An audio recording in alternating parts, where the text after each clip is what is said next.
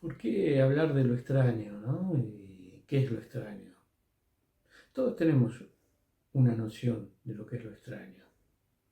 No digo un concepto, pero sí una noción, una idea, una sensación, representaciones respecto de lo extraño, que vienen muy bien y son muy pertinentes para entender la época, la subjetividad y cosas que nos suceden en la clínica habitualmente a quienes trabajamos como analistas, ¿no? Vieron que en la vida de toda persona, en algún momento de su vida, sucede algo inesperado, algo que le desorganiza la vida anterior y implica el trabajo de organizar un nuevo sentido para su propia vida.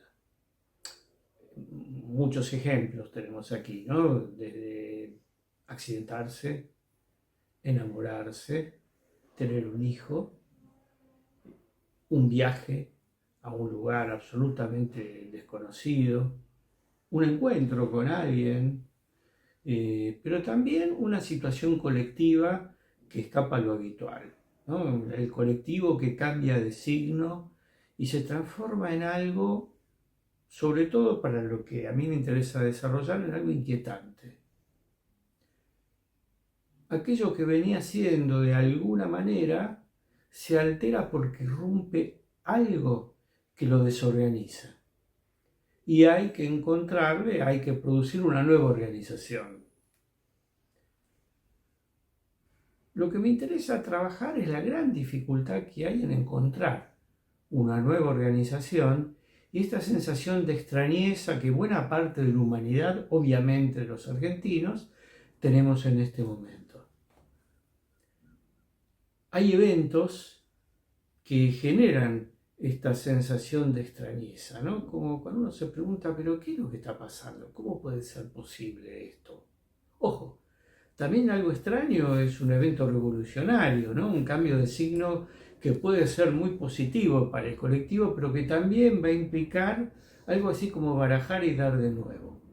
Pero para barajar y dar de nuevo tenemos que tener un mazo de cartas conocido. Y acá nos encontramos con que no nos alcanza con ese mazo de cartas conocido. Hay cartas que acá no funcionan. Insisto, esto extraño que aparece en la vida cotidiana, en la vida del colectivo, en la clínica analítica, en la vida de cada sujeto, y que no alcanza con las cartas que ha jugado previamente para armar una nueva ronda de juego. Es más, tiene que pensar en un otro juego. Estas cartas no sirven para seguir jugando a lo que se estaba jugando. Hacen falta cartas nuevas. Pero ¿de dónde sacamos esas cartas nuevas? Los que trabajamos como psicoanalistas, los que tenemos el psicoanálisis como oficio, sabemos que en gran medida el trabajo analítico pasa por ir dejando de lado las barajas con las cuales el sujeto venía trabajando e introducir nuevas barajas y armar un juego distinto. Porque se trata de salir de la repetición para ir hacia la creación de algo diferente. Hay un autor que muchos deben conocer que trabajó sobre la idea de lo extraño, sobre todo en la obra de Lovecraft. ¿Y qué es lo extraño? Yo en mi libro trabajo bastante, en mi libro sobre todo lo que quería saber sobre las ultraderechas, bla, bla, bla, que lo ha editado Prometeo hace muy poco, y que tiene en el núcleo un trabajo alrededor de un cuento, de un relato de Lovecraft, que es El color que cayó del cielo. Ese color que cayó del cielo en realidad se lo llamó color porque no había otra manera de denominarlo y se eligió algo que pudiera mentar algo de lo que era eso. Pero en el mismo relato parece que fuera un objeto, pero al mismo tiempo es un objeto que tiene un color indescriptible y que altera el color del pueblo en el cual cae. Cae en una laguna, todo lo modifica Y al tomar contacto con el agua de esa laguna, toda la vegetación se altera, pero los sujetos también, sobre todo los sujetos de una familia. Y se arma una especie de locura colectiva, no solo en esa familia que tiene un destino trágico, espantoso realmente, sino en todo el pueblo que observa lo que sucede y nadie hace nada. Los ayudan un poco, les da lástima lo que les está pasando, pero no les adelanto el final del cuento, porque realmente es bueno, es muy bueno y vale la pena leerlo. Hay una película pésima que no recomiendo para nada sobre el color que cayó del cielo, cuya en realidad traducción más apropiada es el color de fuera del espacio, lo cual es mucho más enigmático. Porque ¿qué es fuera del espacio? ¿Cómo es que hay un fuera del espacio? Y si lo extraño, sin embargo, lo extraño justamente nos conecta con aquello que está fuera de. Porque no está dentro de lo que sucede, es algo que aparece que no sabemos bien cómo aparece. Sin embargo, en el mismo cuento, hay un objeto o algo que cae o un ser, porque por momentos parece que es un ser, que se ve que cae y que produce efectos, pero todo continúa como si nada hubiera sucedido. Cuando aparecen las ultraderechas en nuestra vida cotidiana, porque está claro que afectan nuestra vida cotidiana, se vio venir que algo de esa índole podía pasar, además porque hubo muchos anuncios, tales como los hubo anticipando la pandemia.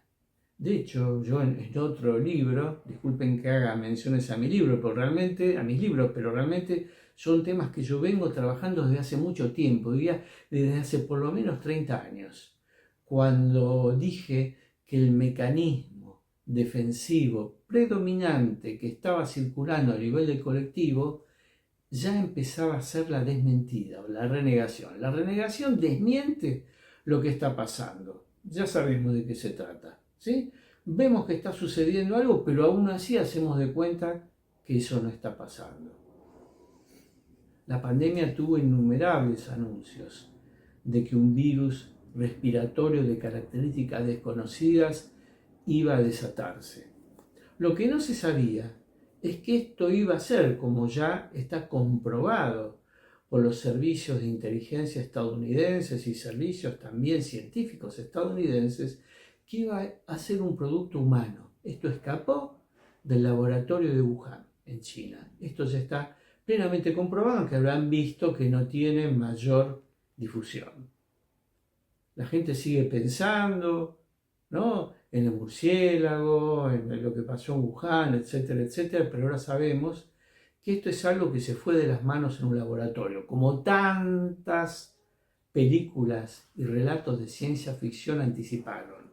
Algo se iba a escapar de un laboratorio, algún experimento, ¿sí?, iba a cobrar una dimensión espantosa e iba a dominar de alguna manera el mundo. Bueno, en plena pandemia, acá tuvimos este personaje que hoy nos gobierna, que empezó a cobrar cada vez mayor dimensión y adherentes, diciendo que la pandemia no existía, que los infectólogos eran todos unos chantas. Entonces hubo muchos anuncios, además por las mismas estadísticas que iban mostrando que el movimiento de ultraderechas en Argentina iba cobrando relevancia. Con el tiempo nos enteramos de que no era solo en Argentina. Es decir, que en plena pandemia, yo digo que la pandemia es un desencadenante de esto que estamos viviendo, le dio como ínfulas a las ultraderechas para lo que estamos viendo ahora. Y lo que estamos viendo ahora es que se está adueñando del mundo.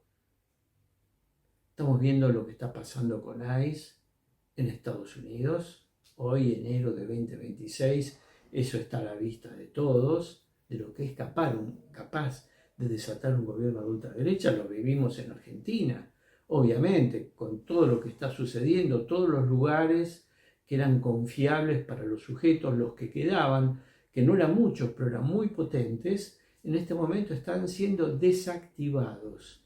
desde que este gobierno asumió el poder, en diciembre de 2023, las partidas para la investigación, la educación, la salud, etcétera, etcétera, están siendo desactivadas. No es casual, no es gratuito, esto tiene consecuencias enormes, además que nosotros vamos advirtiendo en el discurso de nuestros analizantes. Porque ¿cómo puede vivir alguien que está amenazado con que su lugar de trabajo va a ser cerrado en cualquier momento por decisión de alguien que no se sabe bien qué es, ni de qué manera, ni cuándo?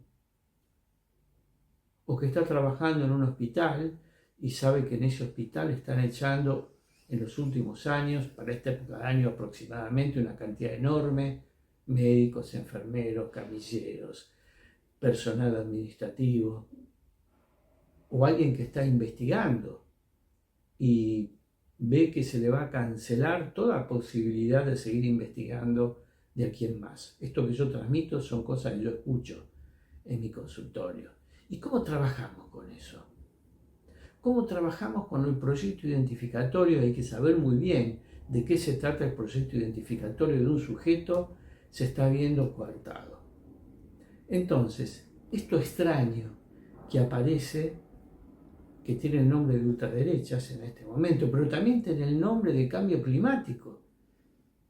Todo lo que está sucediendo a nivel climático, incendios, inundaciones, inviernos cruentos, cocinarse por el calor que está haciendo, ver que no hay ningún servicio meteorológico que alcance. Todo esto hace que lo extraño se haya apoderado de nuestras vidas. Iba a decir que hay un autor que toma Lovecraft para trabajar lo extraño, y no lo mencioné. Este autor es Mark Fisher, y en algún momento, en un texto de él, va a hablar de cómo se expresa lo extraño, cómo lo extraño aparece en la vida, digo yo, tanto individual como colectiva. Y puede aparecer como lo siniestro, y digo esto y todos se dan cuenta de que estoy hablando, también como lo raro, y también como lo espeluznante. Lo espeluznante es cuando algo que no estaba, está, o algo que debiera estar, ha dejado de estar. Siempre doy algunos ejemplos, la ciencia ficción viene magníficamente bien para esto. Está el ejemplo que tiene mucho que ver con Lovecraft, que es la película Alien. Toda la serie de Alien se basa en buena medida en Lovecraft. Lovecraft es alguien que habla de seres que aparecen y producen una catástrofe, y nada los puede frenar y no se sabe de dónde salieron ni cuál es su finalidad. Alien, o el octavo pasajero, aquí se lo llamó también así, y alien quiere decir lo extranjero, lo extraño, lo que irrumpe y genera una situación caótica. En la película muchos recordarán y muchas recordarán que aparece a partir del vientre de un hombre, del tripulante de una nave, y se va a apoderar de la nave y va a aniquilar a todos los que están allí. Un poco parecido a lo que pasa con ICE en este momento en Estados Unidos, ¿no? Parece la obra de un ser extraterrestre que invade, que se apodera y que va a aniquilar a todo aquello que se le interponga en el paso, porque las ultraderechas buscan eso, destruir todo lo que les haga obstáculo. Y como las ultraderechas son el nuevo amo que se quiere apropiar del discurso del colectivo, y que se apodera del discurso del colectivo, se apodera del colectivo, tenemos que trabajar sobre eso. Yo siempre digo que el psicoanálisis no tiene una respuesta para explicar esto que está pasando, pero sí puede aportar a una respuesta. En realidad tampoco lo puede hacer la economía, ni la filosofía, ni la política. ¿Por qué? Porque, como dije al principio, acá se necesita jugar con otras cartas un juego nuevo. No es que no sirva ninguna de las anteriores, pero ahora aparecen otras que alteran por completo el circuito simbólico que esas cartas tenían. Cuando yo digo que hay que atravesar lo extraño, Lo que estoy diciendo es que nuestro trabajo es el de internarnos en lo laberíntico de esta realidad, ingresar al laberinto, como proponía Castoriadis. Decía que pensar es entrar al laberinto, no es eludirlo. Hay que entrar. ¿Y entrar para qué?